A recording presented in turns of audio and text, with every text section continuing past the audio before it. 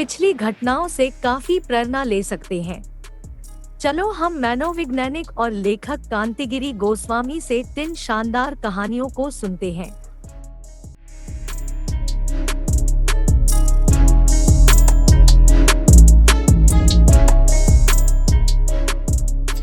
मेरी जिंदगी के बहुत दिलचस्प 3 अनुभव मैं आपके साथ शेयर करना चाहता हूँ।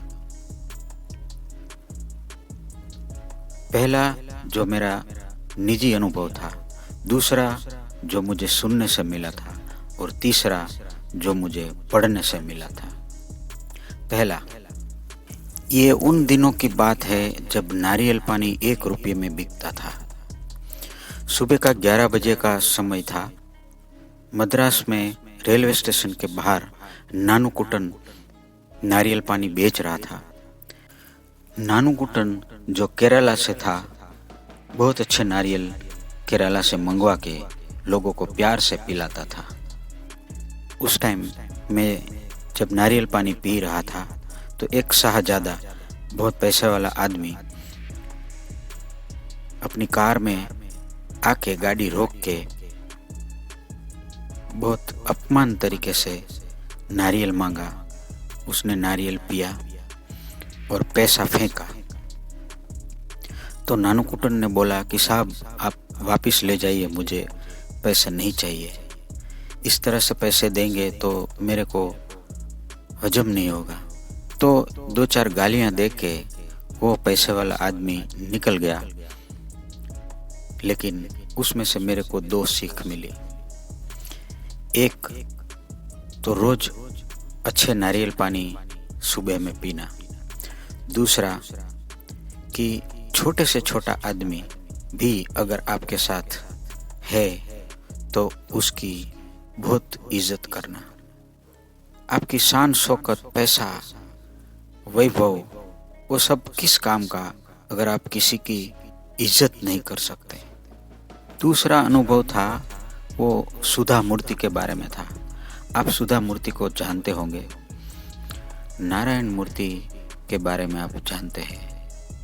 उनकी पत्नी सुधा मूर्ति की बहुत सुशील औरत जो दूसरे की बहुत कदर करती है। एक प्रसंग मैं कहना चाहता हूँ। गांव के एक झोपड़े में जब सुधा मूर्ति गई तो एक पति पत्नी अपने झोपड़े से बाहर आए और सुधा मूर्ति उनसे मिलना चाहती थी। उनके पास बैठी और जो सेक्रेटरी था उसने बोला कि चाय बनाइए। पति पत्नी अंदर घर में थोड़ी देर चर्चा कर रहे थे और कुछ समय के बाद पता चला कि घर में दूध नहीं था। पत्नी बोल रही थी कि 1 कप दूध पड़ा है, वो मैं बच्चों को पिलाऊं कि उसकी चाय बनाऊं। सुधा मूर्ति ने ये बात सुन ली और जब वो लोग बाहर आए तो बताया कि मैं चाय नहीं पीती, आप पानी पिला दीजिए, और पानी पी के चली गई। उस दिन से सुधा मूर्ति ने अपनी जिंदगी में कभी दूध नहीं पिया। क्या ऐसी बात थी कि सुधा मूर्ति के पास पैसे नहीं थे?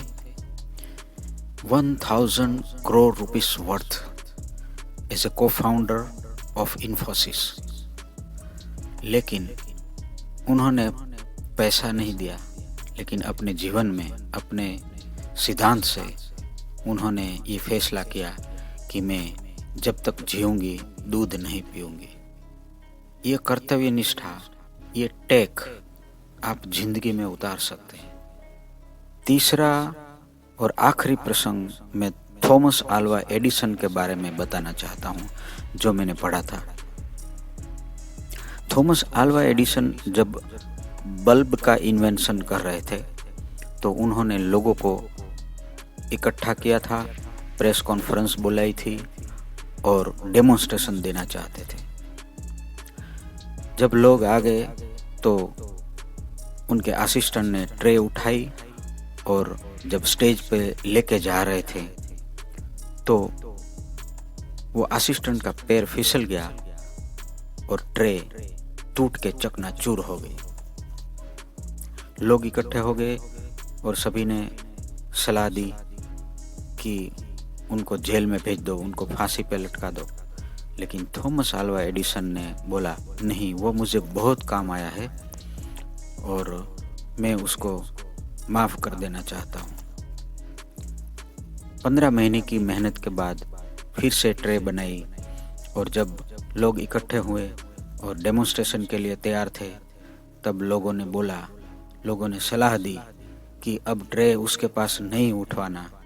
तब थॉमस अल्वा एडिसन ने बोला कि नहीं, ट्रे तो वही उठाएगा, क्योंकि अगर बल्ब टूट गया तो दूसरा बल्ब बन सकता है, लेकिन अगर आदमी टूट गया तो दूसरा आदमी नहीं बन सकता। आप इन तीनों प्रसंग से बहुत कुछ सीख सकते हैं। आपका दिन शुभ रहे। धन्यवाद।